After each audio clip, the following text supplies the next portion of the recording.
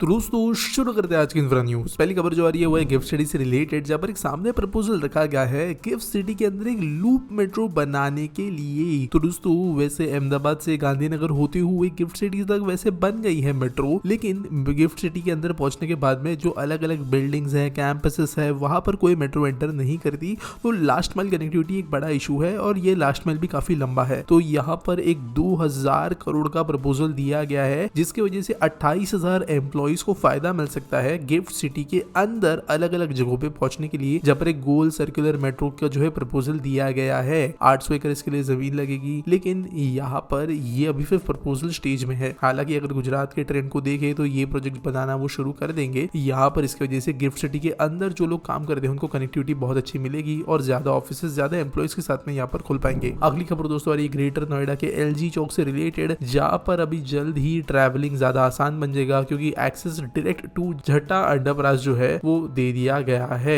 तो सेक्टर 146 में इसका काम चल रहा है। हेडन ब्रिज से इसका कनेक्शन और अप्रोच रोड होगा और इसके वजह से यहाँ पर कनेक्टिविटीज जो है वो बेहतर बन जाएगी। अराउंड 700 मीटर्स का ये है और 45 मीटर वाइड है ये। अगली खबर दोस्तों और ये वडोदरा से, जहाँ पर गवर्नमेंट ने कहा है कि वो अलॉट करेंगे 31 acres of land for the new campus of गति शक्ति विश्वविद्यालय या GSV। तो ये बेसिकली सेंट्रल गवर्नमेंट यूनिवर्सिटी होने वाली है for transportation and logistics sector. जो CM ऑफ गुजरात है भूपेंद्र पटेल जी, उनके द्वारा अनाउंस ये किया गया, रेल मिनिस्टर भी इसके दौरान अवेलेबल थे और बेसिकली ये फ्यूचर रिक्वायरमेंट्स ऑफ स्टूडेंट्स को केटर करेगा ऐसा कहा गया है और इसके लिए जो नेसेसरी फॉर्मेलिटीज है वो कर ली गई है कंप्लीट। अगली खबर दोस्तों आ रही है मुंबई मेट्रो लाइन 3 या एक्वा लाइन से रिलेटेड, जिसके फेज 2 के कमेंसमेंट के लिए हमें कुछ अपडेट्स मिले हैं। तो करेंटली BKC से लेकर RAJ वेलर स्टेशन तक ये मेट्रो ऑलरेडी चलती है, लेकिन इसका जो मेन फेज है फेज 2 ये अब तक खुला नहीं है और इसके लिए डेट नहीं जो आई है वो है मई 2025 की, यानी कि अगले साल मई के महीने तक। तो अभी ये वैसे 33.5 किलोमीटर का टोटल मेट्रो है, अभी तकरीबन जो है 14 किलोमीटर ओपन है, लेकिन जितनी रिपोर्ट्स हमें पता है उसके हिसाब से जो फेज 2 ओपनिंग होगा वो भी पूरे मेट्रो का नहीं होगा। अगला फेज जो होगा वो प्रोबेबली वर्ली वगैरह तो ओपन किया जा सकता है और अगले साल के अंत तक होपफुली जो है पूरा कोलाबा तक, कफ परेड तक जो है ये मेट्रो ओपन होते हुए नजर आएगी। अगली खबर दोस्तों जारी हुई फिर से गिफ्ट सिटी से, जहाँ पर एक्सिस बैंक ने कहा है कि उनका जो IFSC के अंदर एक बैंकिंग यूनिट है गुजरात इंटरनेशनल फाइनेंशियल सिटी या गिफ्ट सिटी के अंदर, वो डबल हो गया है 2019 से। तो इनका पहले बुक जो था वो था $2 बिलियन का, अब बन गया है $4 बिलियन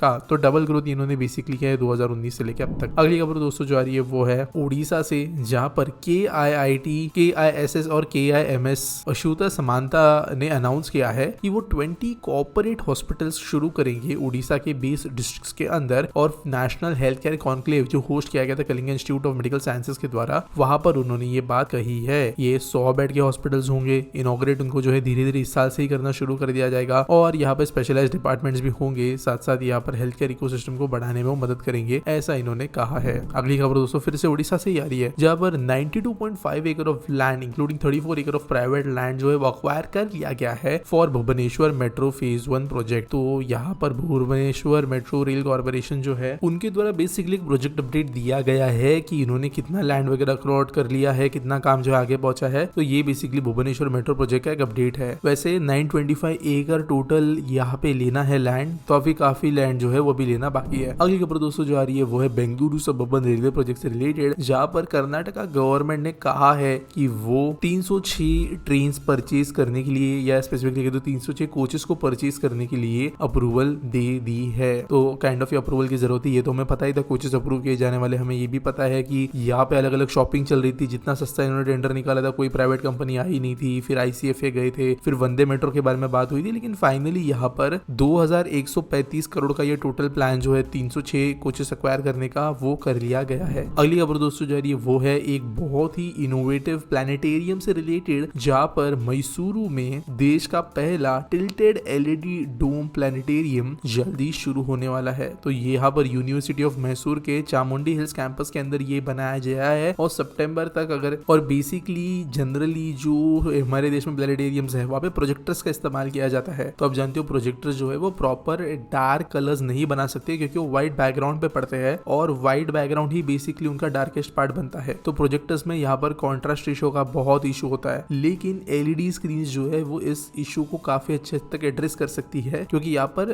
OLED जितना तो नहीं लेकिन फिर भी एक प्रोजेक्टर से ज्यादा डार्क सेटिंग्स ली जाए जा सकती है और इसी तरीके से इन्होंने एक 8K LED स्क्रीन बनाई है जो कि एक डोम शेप में है, इन्वर्टेड डोम शेप में है, और इसकी वजह से जो यहाँ के प्लैनेटेरियम में विजुअल्स होंगे वो बहुत ही ज्यादा बेहतर होंगे compare to any other planetarium in the country. और यहाँ पर हाई लुमिनेसेंस होगा, वाइडर कलर गैमेट अवेलेबल होगा, और जो डिग्री टिल्ट है वो 15 डिग्री का है। तो यहाँ पर व्यूअर्स को जो है बहुत अच्छा एक्सपीरियंस मिलने वाला है मैसूरू में। अगली खबर दोस्तों जो आ रही है वो है हमारे एक बहुत इंपॉर्टेंट इरिगेशन प्रोजेक्ट से रिलेटेड जो कि है केन बेटवा लिंक प्रोजेक्ट। और इंफ्रास्ट्रक्चर कंपनी एनसीसी लिमिटेड ने सिक्योर किया है contract of 3,389.49 crore rupees for execution of Daudhan dam under Ken Betwa link project. तो ये इतना बड़ा प्रोजेक्ट है कि मल्टीपल यहाँ पर कैनाल्स है, मल्टीपल डैम्स है, बहुत जगह पे रिवर्स को जो है उसके रूट चेंज किए जा रहे हैं। तो उसमें से ये एक ही डैम है जिसका काम यहाँ पे इनको मिला है। अगली खबर दोस्तों जो आ रही है वो है मुंबई के BEST या Brihan Mumbai electric supply and transport company से रिलेटेड, जिन्होंने कहा है कि वो जल्द ही अपने बस फ्लीट को बहुत ज्यादा बढ़ाएंगे और इनकी 2025-26 तक जितनी फ्लीट है उसका 50% इलेक्ट्रिक हो जाएगा। वैसे करेंटली BEST अपने ऑल टाइम लो पर चल रही है पिछले कई दशकों में, जहां पर करेंटली मुंबई में 2650 के आसपास बसेस चलती है जो कि 2000 के नंबर से भी कम बसेस है। हालांकि इस नंबर को 8000 तक रेस किया जाने वाला है। उतने बसेस के ऑर्डर्स ऑलरेडी दे दिए गए हैं अलग अलग कंपनीज को। इसमें इलेक्ट्रिक है, छोटी बस है, बड़ी बस है, डबल डेकर बस है, लेकिन यहाँ पर ये ऑर्डर्स जो है जिस स्पीड से फुलफिल होने चाहिए थे वो नहीं हो रहे। तो करेंटली तो ये बसेस बहुत शॉर्टेज में चल रही है, लेकिन होपफुली अगर ऑर्डर्स जल्दी जल्दी कंपनीज देना शुरू करे, डिलीवर करना शुरू करे, तो हमें मुंबई की जो बस फ्लीट है वो बढ़ते हुए नजर आएगा। अगली खबर दोस्तों आ रही है लुधियाना से, जहां पर जल्द ही एक इंटरनेशनल एयरपोर्ट हलवारा के अंदर जो बन रहा है वो रेडी हो सकता है अर्ली नेक्स्ट ईयर, ऐसी खबरें मिली है। तो गवर्नमेंट के द्वारा ही ये चीज कही गई। इंडियन एयरफोर्स ने जो है 31 दिसंबर का वैसे डेडलाइन रखा था यहाँ के टेरिटरी में जॉब कंप्लीट करने का, और अभी कहा गया है कि ये एक एडवांस स्टेज ऑफ कंप्लीशन में पहुंच गया है। टर्मिनल एनक्लेव में मेनली काम चल रहा है। 5822। तो वैसे दोस्तों ये जो एयरपोर्ट है इसने 3 साल का समय बताया था, जिसमें ये 13 डेडलाइंस ऑलरेडी मिस कर चुका है ओपनिंग के। तो काफी ज्यादा एक काइंड ऑफ आप कह सकते हो मजबूरी में आगे बढ़ रहा प्रोजेक्ट है, लेकिन होपफुली जल्द लोगों के लिए ओपन हो जाएगा। आज के आस्पीटी सवाल के बारे में बात करें तो गुरुकांत मराठे पूछते हैं, the Malabar hills project is fantastic, is there any initiative for Sanjay Gandhi national park so that it can be also maintained like central park in New York city. तो देखो यहाँ पर ना जुरिसडिक्शंस बहुत ज्यादा अलग हो जाती है। मलाबार हिल के अंदर जो बगीचे वगैरह है वो BMC के द्वारा मेंटेन किए जाते हैं, कुछ तो प्राइवेट भी है। तो यहाँ पर ऐसा बहुत बड़ा वॉकवे जो बनाया गया है मलाबार हिल के अंदर, जो एक बहुत अच्छा प्रोजेक्ट लोगों के लिए बन सकता है, वो यहाँ पे बनाना पॉसिबल है। संजय गांधी के आगे नेशनल पार्क लिखा हुआ है, तो यहाँ पर BMC की जो है कुछ भी मनमानी नहीं चल सकती। यहाँ पर बहुत इश्यूज आ जाते हैं, यहाँ पे सेंट्रल लेवल की परमिशन की जरूरत पड़ती है। यहाँ पर एक छोटे मोटे पेड़ पौधे को हिलाने के लिए भी बहुत ज्यादा जो है परमिशन एंड रिक्वायरमेंट्स की जरूरत पड़ती है। जो हमारे टनल प्रोजेक्ट भी बन रहे हैं, थाने बोरीवली टनल वगैरह, ये भी बहुत ज्यादा परमिशन के बाद में प्रॉपरली चीजों को कॉम्पेंसेट करने के बाद में बन चुके हैं। तो संजय गांधी नेशनल पार्क जो है वो कोई बगीचा नहीं है, ये ऑलमोस्ट पूरे मुंबई में एक मोर देन 20,000 एकड़ का एरिया है। ये सेंट्रल पार्क से भी बड़ा है इन टर्म्स ऑफ एरिया। लोग ये बात समझ नहीं पाते। बस सेंट्रल पार्क के अंदर आपको घूमने के लिए मिलता है एक नॉर्मल बगीचे के जैसे। संजय गांधी नेशनल पार्क के अंदर सिर्फ कुछ स्पॉट्स है जहां पर आप जा सकते हो, कुछ वाटरफॉल्स के अंदर लोग जाते हैं, कुछ जगह पे लोग बिना प्रॉपर परमिशन के जो है घुस जाते हैं, और फिर कान्हेरी केव्स एक हिस्टोरिक साइट है, वहां पे जाने के चक्कर में जो है लोगों को परमिशन मिलती है, और कुछ गांव जो है वो पहले से बसे हुए हैं। संजय गांधी नेशनल पार्क के अंदर ऐसा कोई भी प्रोजेक्ट उठाना, वहां पे कंस्ट्रक्शन करना जो है इजी नहीं है, और जितना नहीं होगा उतना ही अच्छा है, क्योंकि ये अराउंड 20,000 की जो ये एकड़ की जमीन है ये बहुत ही मुश्किल से बच रही है मुंबई के ग्रीन लंग्स की तरह। कुछ जगहों पे इसके अंदर भी इंक्रोचमेंट हो रहा है इलीगली, लेकिन यहाँ पर अगर ऐसे बुक ओपन कर दिया जाए गवर्नमेंटल प्रोजेक्ट्स के लिए, तो यहाँ पर हमारे पॉलिटिशियंस उतने स्मार्ट नहीं है कि चीजों को कहाँ रोकना है समझ सके। उम्मीद करता हूँ आपको सवाल का जवाब मिल गया होगा।